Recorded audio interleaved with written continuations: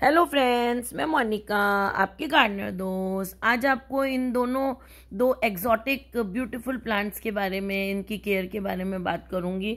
ये वैसे तो इजी टू केयर प्लांट हैं, लेकिन थोड़ा सा इनका पता हो तो ये अच्छी तरह उगते हैं। अदरवाइज ये उगने थोड़े से मुश्किल हो जाते हैं न्यू गार्डनर्स के लिए, जिनको आता नहीं है। ये इनमें से ये वाला जो आपको अभी मैं दिखा रही हूँ, ये है एलोकेशिया अमेजोनिका। ये बहुत ही खूबसूरत प्लांट है। देखिए इसकी बीच में रिब्स और जो इनके कॉर्नर जो हैं ऐसे वेवी से कॉर्नर, और लीफ की जो शेप है इसकी कितनी खूबसूरत है। इसके लिए इसको उगाया जाता है। ये लीव्स अभी छोटा प्लांट है, छोटी हैं और बहुत बड़ी बड़ी हो जाती हैं, 16-16 इंच तक बड़ी लीव्स हो जाती हैं ये। और ये प्लांट जो है नीचे राइजोम से उगता है, नीचे इसके ना राइजोम से बल्ब जैसे होते हैं। और इसके साथ में जो पड़ा है ये भी एलोकेशिया की वैरायटी है। ये एलोकेशिया ब्लैक वेलवेट है। ये देखिए जो मैंने उस दिन सीड्स लगाए थे ये भी स्प्राउट हो गए हैं। तो ये ब्लैक वेलवेट है, एलोकेशिया की वैरायटी है। जो आपको साथ में ये वाली जो दिख रही है, ये तो सारे सीड्स हैं, बस दो देखिए। कोई सीड्स बीच में 100% स्प्राउट नहीं होते हैं, नहीं हुए हैं, बाकी हो गए हैं। ये देखिए ये ब्लैक वेलवेट है। इसका जो टेक्सचर है लीव्स का वो वेलवेटी होता है। और ये दूसरी वाली का है, इसको अगर हम पोंछते हैं तो इसमें थोड़ी सी शाइन होती है। दोनों ही नीचे राइजोम से, बल्ब जैसे राइजोम से ग्रो करते हैं और एलोकेशिया की ही वैरायटीज़ हैं। इनकी ग्रोइंग कंडीशंस सेम है, इसलिए मैं दोनों का केयर वीडियो एक साथ बना रही हूँ। इन दोनों की मैं बात करूं कि इनको कहाँ रखना चाहिए आपको, तो इनको आप इनडायरेक्ट ब्राइट लाइट वाली जगह में रखें, जहाँ लाइट अच्छी हो लेकिन धूप नहीं पड़ती हो और मॉइस्चर हो इनके चारों तरफ। जैसे पौधों के बीच में रख दें। मतलब इसका कहने का हुआ कि जहाँ छाया वाली जगह होती है वहाँ पे इनडायरेक्ट ब्राइट लाइट आती रहती है, अंधेरी जगह नहीं हो, छाया हो, और ह्यूमिडिटी इनको इनके आसपास रहनी चाहिए। तो या तो इनको आप पौधों के पास में रख सकते हैं, ग्रुप में, जहाँ ह्यूमिडिटी रहे। ये मिट्टी देखिए इसकी, मैं मिट्टी की अभी बताती हूँ कैसी होनी चाहिए। पानी देते वक्त अगर रूट एक्सपोज हो जाए तो उसे बाद में ढक देना चाहिए, वही अभी मैं कर रही हूँ। तो इनको जो है चारों तरफ मॉइस्चर हो तो ठीक है, अगर मॉइस्चर नहीं है तो फिर आप इनको ह्यूमिडिटी ट्रे पे रख दें। पेबल्स रख के एक ट्रे के अंदर पत्थर रख के, और उन पत्थरों पे पानी इतना डालें कि वो पत्थरों से नीचा रहे, और उसके ऊपर इस गमले को रख दें। ये गमला जो है पानी को टच नहीं होना चाहिए, बस उस पत्थरों के ऊपर ऊपर रहना चाहिए गमला। और जैसे ही पानी इवेपोरेट होगा तो इसके चारों तरफ मॉइस्चर बना रहेगा। और आपके इस पौधे को ह्यूमिडिटी बहुत ज़रूरी है। अगर ड्राई, वैसे तो ये वार्म वेदर को, जहाँ वार्म वेदर होता है वहाँ ही चलता है ये एलोकेशिया। जहाँ बहुत ज़्यादा ठंडक होती है, बर्फ़ पड़ती है, फॉग होता है, वहाँ पर ये पौधा नहीं चलता है। इसको गर्माइश, वार्म वेदर अच्छा लगता है, लेकिन वार्म के साथ साथ वो ह्यूमिड भी होना चाहिए, क्योंकि ये रेन फॉरेस्ट में नीचे मिलते हैं ज़मीन पर, और जो पेड़ों की कैनपी होती है ऊपर, उसके कारण क्या होता है अंदर ह्यूमिडिटी और थोड़ा सा वार्म टेम्परेचर हो जाता है। ये देखिए ये मैंने वो जो बनाया था ट्रे, छोटी सी मिनी वाले प्लांट्स की, वो है। तो वार्म वेदर हो जाता है नीचे, और लाइट जो है वो पेड़ों की कैनपी में से छन छन के आती है। तो इसलिए इसको धूप वाली लाइट नहीं चाहिए। और वैसा ही जैसे बहुत सारे आप जंगल में कभी जाओ तो अंदर ह्यूमिडिटी और थोड़ा सा गर्म गर्म सा महसूस होता है आपको, ह्यूमिड वाला गर्म, वैसा इनको चाहिए होता है। इसलिए इनको छाया में, जहाँ बहुत सारे पौधे हो, ह्यूमिडिटी हो, और फिर इनको मिस्टिंग आप करते रहें दूसरे तीसरे दिन, उससे भी इनमें मॉइस्चर बना रहता है। मिट्टी की अगर मैं बात करूं तो इनको अच्छी तरह वेल ड्रेन्ड सॉइल होनी चाहिए, जिसमें पानी बहुत ज़्यादा खड़ा नहीं रहे। क्योंकि जैसे मैं कह रही हूँ ये राइजोम, या आप दूसरे शब्दों में कह लें कि ये बल्ब वाले पौधे हैं, तो इसलिए इनमें ज़्यादा पानी मिट्टी में अगर रुकेगा तो वो बल्ब जो है वो गल जाएंगे। देखिए डोनट कैक्टस, ये भी दिखा देती हूँ, बीच में दिखता है मुझे फ्लावर्स। तो ये देखिए जब खिलते हैं तो मैं सोचती हूँ आपको दिखा दूँ, तो वो गल जाएंगे बल्ब्स। इसलिए इसकी मिट्टी वेल ड्रेन्ड होनी चाहिए। उसके लिए आप एक हिस्सा मिट्टी लें, एक हिस्सा खाद लें, और सवा हिस्सा उसमें रिवर सैंड मिला दें। तो इस तरह से आपकी मिट्टी तैयार हो जाएगी, उसमें इसको लगा दें। मिट्टी को मॉइस्ट रखें, और लेकिन वो सॉगी नहीं होनी चाहिए मिट्टी। मॉइस्ट रहे बस मिट्टी। जब थोड़ा सा ऊपर से सूखने लगे पानी डाल दें। इनको पानी बहुत कम भी नहीं चाहिए, बस मिट्टी मॉइस्ट रहनी ज़रूरी होती है। अंडर वाटरिंग होने से क्या होता है, इसके पत्तियों की टिप्स ब्राउन होने लग जाती हैं, तो उस चीज़ का आप ध्यान रखें। और अगर इसको बहुत ज़्यादा सूखी हवा, ड्राई एयर मिलती है तो इनकी पत्तियों के मार्जिन्स जो हैं वो ब्राउन होकर सूखने लग जाते हैं। तो इसको ड्राई एयर नहीं मिलनी चाहिए। जैसे मैंने कहा, इसको ह्यूमिडिटी ही पसंद है अपने चारों तरफ। और विंटर्स के मौसम में इसमें पानी बहुत कम दें। विंटर में आप हफ्ते में एक बार पानी दे दें जब मिट्टी ऊपर की सूखी दिखे। विंटर का जो टाइम है इसका डोरमेंसी का टाइम होता है, और डोरमेंसी के टाइम में कभी कभी ऐसा होता है कि पत्तियां बिल्कुल गायब हो जाती हैं। तो आप बिल्कुल भी घबराएं नहीं, पत्तियां गायब हो जाएं तो कोई बात नहीं। मैं भी पहले ये गलती कर चुकी हूँ, ऊपर से पत्तियां बिल्कुल गायब हो जाती हैं और हमें लगता है कि कुछ है ही नहीं इस गमले में, तो हम उसको फेंक देते हैं कि नहीं अब तो ये नहीं लगेगा। अगर आप उसको विंटर में ऐसे ही पड़ा रहने दें और पानी कम दें, हफ्ते में एक बार दे दिया जैसे थोड़ा सा, तो उस टाइम फिर ये जैसे ही फरवरी आएगा इसमें दोबारा से पत्ते आने लग जाते हैं।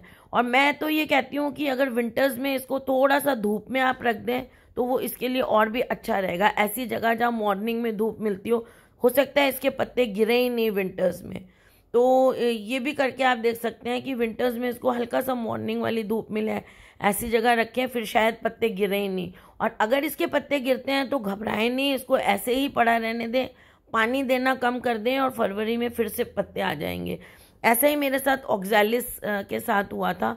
ऑक्सैलिस बिल्कुल गायब हो गया था मेरा, तो मैंने सोचा कि ऑक्सैलिस मर गया है ओवर वाटरिंग से, शायद इसके बल्ब्स गल गए हैं, तो मैंने उसमें दूसरे लगा दिए, कोलियस लगा दिया। मैंने कहा कोई कोलियस नहीं, शायद मैंने उसमें पोर्चुलाका लगा दिए थे कि इसमें बल्ब्स नहीं है लेकिन हो सकता है आ जाए इस।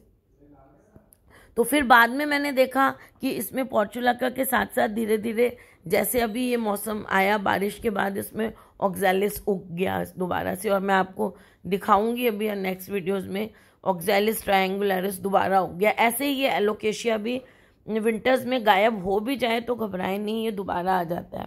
फिर मैं इसकी फर्टिलाइज़र की बात करती हूँ। तो जब इसका मौसम होता है गर्मियों में, फरवरी से लेकर सारा समर सीज़न और बारिश तक भी, तो इसको आप फरवरी में एक बार खाद दे दें, वर्मी कंपोस्ट, तो उसके बाद इसके बल्ब्स स्प्राउट करने लग जाएंगे। और समर्स में जब इसके पत्ते उगने लग जाएं अच्छी तरह से, अब क्वांटिटी कितनी देनी है खाद की, तो 12 इंच का अगर गमले में लगे हुए हैं तो 2-3 मुट्ठी खाद दे दें आप इसमें, और अगर छोटे गमले हैं तो 1 मुट्ठी दे दें। और फिर जैसे गर्मी में इसके पत्ते थोड़े उगाएंगे, अच्छी तरह ग्रो करने लग जाएंगे, तो फिर इनमें जो है लिक्विड फर्टिलाइज़र हर 15 दिन में देते रहें आप। और बारिश के मौसम में जब बारिश आनी शुरू हो जाए जून एंड और जुलाई में, तब आप इसको थोड़ा सा कवर्ड वाली जगह में रख दें, ओवर वाटरिंग नहीं होने पाए। वैसे इसकी मिट्टी मॉइस्ट रहनी चाहिए लेकिन ओवर वाटरिंग नहीं हो, तो इसको थोड़ा शेड में कर दें। और सर्दियों बारिश के मौसम में ये जो मॉइस्चर होता है एटमॉस्फेयर में, उसको ये प्लांट बहुत एंजॉय करता है।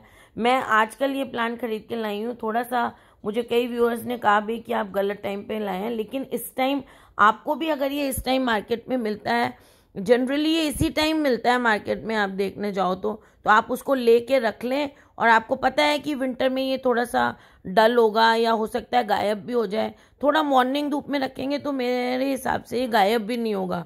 और उसके बाद इसको फरवरी के बाद इसको खाद देंगे तो ये अच्छा चलने लग जाएगा। तो अभी आपको मिलता है तो ये ले सकते हैं। और फिर इसको लिक्विड फर्टिलाइज़र देते रहें गर्मियों में। आप सर्दी में फर्टिलाइज़र कोई मत दें, इसमें कुछ भी मत दें सर्दियों में फर्टिलाइज़र के फॉर्म में। अगर देना चाहते हैं तो सारी सर्दी में एक बार थोड़ा सा लिक्विड फर्टिलाइज़र, एक बार, जैसे 2 या 3 महीने की सर्दी है तो एक बार आप लिक्विड फर्टिलाइज़र दे दें। ज़्यादा फर्टिलाइज़र देंगे तो आपका पौधा मर जाएगा। सर्दी के मौसम में इसको फर्टिलाइज़र ना दें। कुछ इसमें प्रॉब्लम्स आपको दिखती हैं, जैसे ब्राउन लीफ एजेस दिखेंगी, जैसे अभी मैंने आपको कहा, तो वो ह्यूमिडिटी की कमी होती है, तो सूखी हवा होती है तो इसकी एजेस ब्राउन होने लग जाती हैं। अंडर वाटरिंग होती है तो इसकी टिप ब्राउन होने लग जाती है। और कभी कभी पूरी पत्ती पे आपको ब्राउन स्पॉट्स दिखते हैं, वो कुछ फंजीसाइड या पेस्ट इसमें लग जाता है, उसके कारण है। तो अगर ऐसा कुछ पत्तियों पे आपको दिखता है तो नीम ऑयल का स्प्रे आप लगातार ऑल्टरनेट डे, एक दिन छोड़ के एक दिन इसको करते रहें कुछ दिन तक। मिट्टी में भी नीम ऑयल वाला वाटर दे दें ताकि जो पेस्ट या फंगस लगा हुआ है वो हट जाए। अच्छा, पत्तियां कभी कभी इसकी नीचे गिरने लग जाती हैं, तो वो जो होता है ड्रूपिंग लीव्स जो होती हैं वो वाटरिंग अगर कम कर रही हैं तो, या फिर ओवर वाटरिंग रॉटिंग हो गई है, तब भी इसकी पत्तियां ड्रूप करने लग जाएंगी, वो आप देख लेंगे। कभी कभी इसकी लीफ का नंबर एकदम से कम होने लग जाता है, सूख पीली होके हटने लग जाती हैं। ये इसलिए होता है कि डोरमेंसी आने लगती है विंटर सीजन में, तो धीरे धीरे इसकी पत्तियां कम होने लग जाती हैं, तो उससे आप घबराएं नहीं। कभी कभी क्या होता है, बहुत ज़्यादा तेज आप सन में या बहुत ही ज़्यादा तेज रोशनी में इसको रख देते हैं तो इसकी पत्तियों का कलर डल हल्का पड़ जाता है, ब्लैकिश नहीं रहता है। तो वो होता है कि इसका मतलब इसको या तो धूप मिल रही है या लाइट ज़रूरत से ज़्यादा मिल रही है। तो ये सब जो सिम्टम्स हैं इनको इस तरह से आप फेस करिएगा, सॉल्व कर लीजिएगा जो मैंने बताई हैं इनके रीजंस। तो अच्छा, प्रोपगेशन की बात करूं तो इनके जो नीचे बल्ब्स हैं वो मल्टीप्लाई होते रहते हैं और उन बल्ब्स को अलग कर करके आप नया पौधा तैयार कर सकते हैं। और फ्लावर्स इसमें बहुत कम आते हैं और हर बीज जो होता है वो इसका वाइबल नहीं होता है, मतलब पौधा उगाने वाला नहीं होता है। तो उसको हम कैसे आइडेंटिफाई करें कौन से बीज से उगता है, तो बेस्ट इसमें यही रहता है कि इसको राइजोम्स को या बेबी प्लांट्स जो नीचे से निकल रहे हैं उनको अलग करते जाएं और नया पौधा तैयार करते जाएं। और वैसे इसको रूट बाउंड जब ये हो जाए ना बहुत अच्छी तरह पौधे में, उसके बाद ही इसको या तो रिपोर्ट करना चाहिए या इसमें से बेबी प्लांट्स निकालने चाहिए। रिपोर्ट जब आप करें तो एक साइज बड़े गमले में कर दें। तो बस यही सब इसकी केयर टिप्स हैं जो आपको आनी चाहिए। तो आपको ये वीडियो अच्छा लगा तो इसे लाइक करिएगा, शेयर करिएगा और मेरे चैनल को सब्सक्राइब करिएगा। और जैसे मैं आपको बार बार करती हूँ, अगर वीडियो अच्छा लगता है तो लाइक ज़रूर करा करें, उससे वीडियो ज़्यादा रोटेट होता है और ज़्यादा लोगों तक पहुँचता है, तो आप कंट्रीब्यूट भी करेंगे ग्रीनरी फैलाने में। तो जो मैं मेहनत करती हूँ मेरे को भी सफल हो जाएगी मेहनत। तो ओके फ्रेंड्स, बाय।